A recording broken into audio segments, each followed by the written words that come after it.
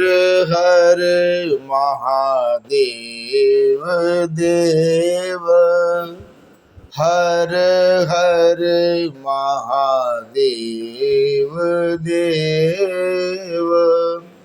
धर्म प्रेमी बंधुओं, श्री शिव महापुराण रुद्र संहिता पार्वती खंड के आज 48वें अध्याय में आप सब सुनने जा रहे हैं शिव पार्वती के विवाह का प्रारंभ। हिमालय द्वारा शिव के गोत्र विषय में प्रश्न होने पर नारद जी के द्वारा उत्तर के रूप में शिव महात्म्य प्रतिपादित करना, हर्ष युक्त हिमालय द्वारा कन्यादान कर विविध उपहार प्रदान करने की कथा। ब्रह्मा जी बोले, इसी समय वहाँ गर्गाचार्य से प्रेरित हो मेना सहित हिमवान कन्यादान करने हेतु उद्यत हुए। उस समय वस्त्र तथा आभूषणों से शोभित महाभागा मेना सोने का कलश लेकर पति हिमवान के दाहिने भाग में बैठ गई। तत्पश्चात पुरोहित के सहित हिमालय ने प्रसन्न होकर पाद्य आदि से और वस्त्र चंदन तथा आभूषण से उन वर का वर्ण किया। इसके बाद हिमालय ने ब्राह्मणों से कहा, अब कन्यादान का यह समय उपस्थित हो गया है, अतः आप लोग संकल्प के लिए तिथि आदि का उच्चारण कीजिए। उनके यह कहने पर काल के ज्ञाता श्रेष्ठ ब्राह्मण निश्चिंत होकर प्रेम पूर्वक तिथि आदि का उच्चारण करने लगे। तब सृष्टिकर्ता परमेश्वर शंभु के द्वारा हृदय से प्रेरित हुए हिमालय ने हंसते हुए प्रसन्नता के साथ शिव जी से कहा, हे शंभो, अब आप अपने गोत्र, प्रवर, कुल, नाम, वेद तथा शाखा कहिए, विलंब मत कीजिए। ब्रह्मा जी बोले, उन हिमालय की यह बात सुनकर भगवान शंकर प्रसन्न होते हुए भी उदास हो गए और शोक के योग्य न होते हुए भी शोक युक्त हो गए। उस समय श्रेष्ठ देवताओं, मुनियों, गंधर्वों, यक्षों तथा सिद्धों ने जब शंकर को निरुत्तर मुख देखा, तब हे नारद आपने सुंदर हास्य किया। हे नारद, उस समय ब्रह्मवेत्ता तथा शिव जी में आसक्त चित्त वाले आपने शिव जी के द्वारा मन से प्रेरित होकर वीणा बजाई। उस समय पर्वतराज विष्णु, मैंने, देवताओं तथा सभी मुनियों ने आप बुद्धिमान को ऐसा करने से हठ पूर्वक रोका, किंतु जब शिव जी की इच्छा से आप नहीं माने, तब पुनः हिमालय ने आपसे कहा, इस समय आप वीणा मत बजाइए। हे बुद्धिमान, हे देवर्षि, जब उन्होंने हठपूर्वक आपको मना किया, तब आप महेश्वर का स्मरण करके हिमालय से कहने लगे। नारद जी बोले, हे पर्वतराज, आप मूढ़ता से युक्त हैं, अतः कुछ भी नहीं जानते।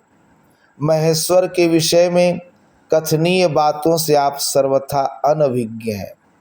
आपने इस समय जो इन साक्षात महेश्वर से गोत्र बताने के लिए कहा है, यह वचन अत्यंत हास्यास्पद है।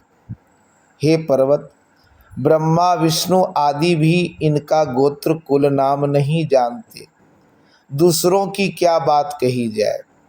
हे शैल, जिनके एक दिन में करोड़ों ब्रह्मालय को प्राप्त हो जाते, उन शंकर का दर्शन आपने आज काली के तप के प्रभाव से ही किया है। ये प्रकृति से परे परब्रह्म, अरूप, निर्गुण, निराकार, निर्विकार, मायाधीश तथा परात्पर हैं। ये स्वतंत्र, भक्तवत्सल और गोत्र, कुल तथा नाम से सर्वथा रहित हैं। ये अपनी इच्छा से ही सगुण सुंदर शरीर वाले तथा अनेक नाम वाले हो जाते हैं। ये गोत्रहीन होते हुए भी श्रेष्ठ गोत्र वाले हैं, कुलहीन होते हुए भी उत्तम कुल वाले हैं, और आज पार्वती के तप से आपके जमाता हुए हैं, इसमें संदेह नहीं।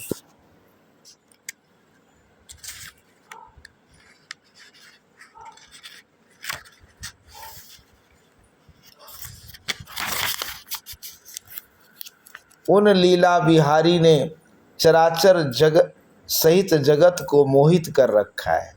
हे गिरिशत्तम, कोई महान ज्ञानी भी इन्हें नहीं जानता। ब्रह्मा जी भी लिंग की आकृति वाले महेश के मस्तक को नहीं देख सके। विष्णु भी पाताल तक जाकर इन्हें नहीं प्राप्त कर पाए और आश्चर्यचकित हो गए। हे गिरिश्रेष्ठ, अधिक कहने से क्या लाभ। शिव जी की माया बड़ी दुस्तर है। त्रैलोक्य और विष्णु ब्रह्मा आदि भी उसी माया के अधीन है। इसलिए हे पार्वती तात, प्रयत्न पूर्वक भली भांति विचार करके आप वर के गोत्र, कुल और इस प्रकार के वर के संबंध में थोड़ा भी संदेह मत कीजिए। ब्रह्मा जी वो बोले, हे मुने, ऐसा कहकर ज्ञानी तथा शिव की इच्छा से कार्य करने वाले आप पर्वत राज को वाणी से हर्षित करते हुए पुनः उनसे कहने लगे। नारद जी बोले, हे तात, हे महाशैल, हे शिवाजनक, आप मेरी बात सुनिए तथा उसे सुनकर शंकर जी को अपनी कन्या प्रदान कीजिए। अपनी लीला से अनेक रूप धारण करने वाले सगुण महेश का गोत्र और कुल केवल नाद ही जानिए। शिव नादमय है और नाद भी शिवमय है, यही सत्य है। शिव तथा नाद, इन दोनों में भेद नहीं है। सृष्टि के आरंभ में लीला से सगुण रूप धारण करने वाले शिव के द्वारा सर्वप्रथम नाद की उत्पत्ति होने के कारण वह सर्वश्रेष्ठ है। इसलिए हे हिमालय, आपने मन में सर्वेश्वर शिव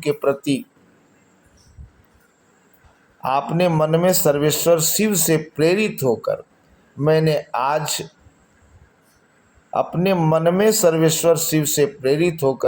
मैंने आज वीणा बजाई है। ब्रह्मा जी बोले, हे मुने, गिरीश्वर हिमालय आपका यह वचन सुनकर संतुष्ट हो गए और उनके मन का विस्मय जाता रहा।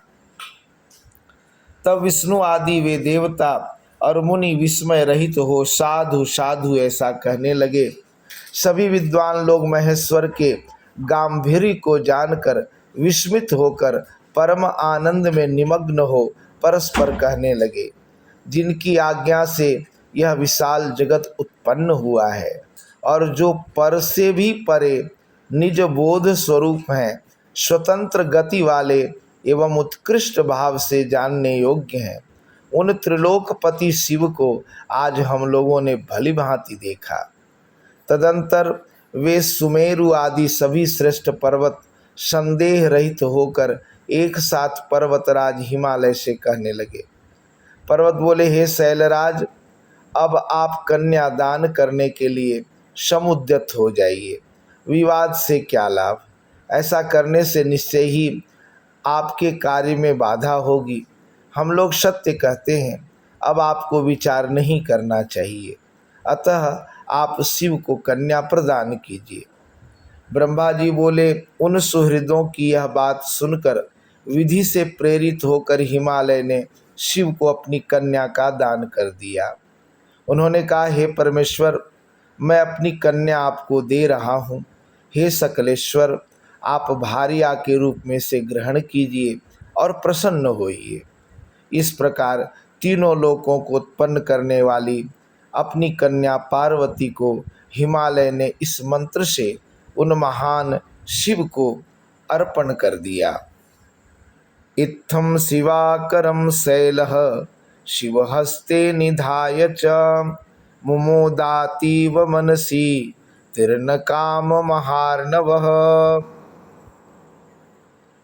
पर्वत पर शयन करने वाले परमेश्वर इस प्रकार पार्वती का हाथ शिव जी के हाथ में रखकर वे हिमालय मन में बहुत प्रसन्न हुए, मानो उन्होंने इच्छा रूपी महासागर को पार कर लिया हो। पर्वत पर शयन करने वाले परमेश्वर ने प्रसन्न होकर अपने हाथ से वेद मंत्र के द्वारा पार्वती का कर कमल ग्रहण किया।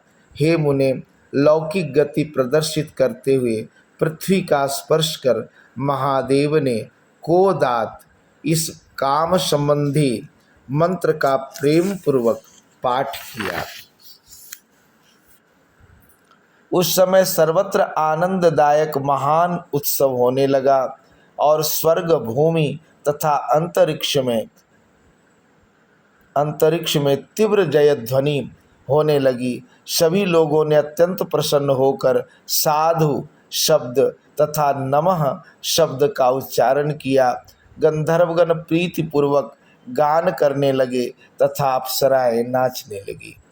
हिमालय के नगर के लोग भी अपने मन में परम आनंद का अनुभव करने लगे।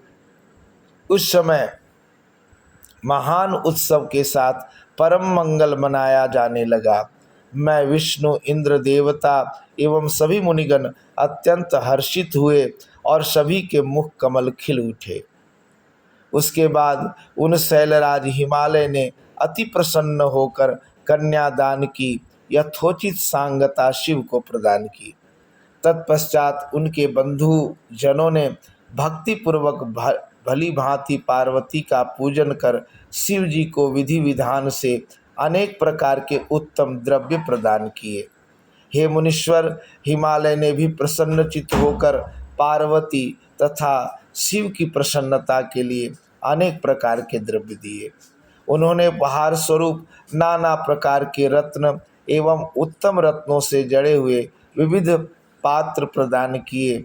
हे मुने, उन्होंने 1,00,000 सुसज्जित गायें, सजे सजाए 100 घोड़े, नाना रत्नों से विभूषित 1,00,000 अनुरागिनी दासियां दी और 1 करोड़ हाथी तथा सुवर्ण जटित एवं उत्तम रत्नों से निर्मित रथ प्रदान किए। इस प्रकार परमेश्वर शिव को विधि पूर्वक अपनी पुत्री शिवा गिरिजा को प्रदान करके हिमालय कृतार्थ हो गए। तत्पश्चात पर्वतराज ने हाथ जोड़कर श्रेष्ठ वाणी में माध्यन्दिनी शाखा में कहे गए स्तोत्र से परमेश्वर की स्तुति की। इसके बाद वेदज्ञ हिमालय की आज्ञा पाकर मुनियों ने अति प्रसन्न होकर शिवा के सिर पर अभिषेक किया और देवताओं के नाम का उच्चारण कर पर्युक्षण विधि संपन्न की। हे मुने, उस समय परम आनंद उत्पन्न करने वाला महोत्सव हुआ। इस प्रकार श्री शिव महापुराण के अंतर्गत द्वितीय रुद्र संहिता के तृतीय पार्वती खंड में कन्यादान वर्णन नामक 48वां अध्याय पूर्ण हुआ। हर हर महादेव देव। ये था 48वां अध्याय। और कल 49वें अध्याय में आप सब सुनेंगे अग्नि परिक्रमा करते समय पार्वती के पदनख को देखकर ब्रह्मा का मोहग्रस्त होना, बाल खिल्लियों की उत्पत्ति, शिव का कुपित होना, देवताओं द्वारा शिव स्तुति की कथा। आज के लिए इतना ही। धन्यवाद।